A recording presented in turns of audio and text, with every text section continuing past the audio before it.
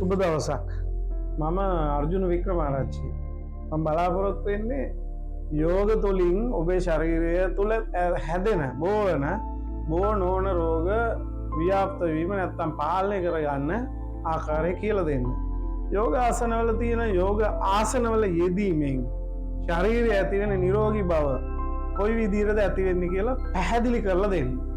මේ නාලිකාවක් ලෙස YouTube එක භාවිතා කරන්නේ දැනුම මිනිසුන් වෙත ගලාගෙන යන සලස්වන්න. ඍෂිවරු අනුගමනය කරපු දැනුම, භෞතික වෛද්‍ය විද්‍යාවේ භාවිතා කරන දැනුම.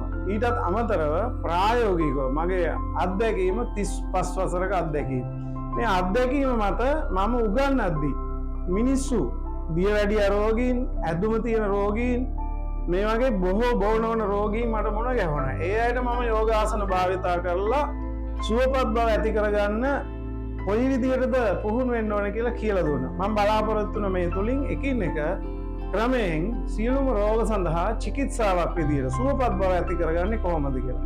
ඉතින් ඉදිරි පුහුණුවීම් සිදු කරන ආකාරය ඉදිරියේදී කියලා දෙන්න. ආයිබෝවන්.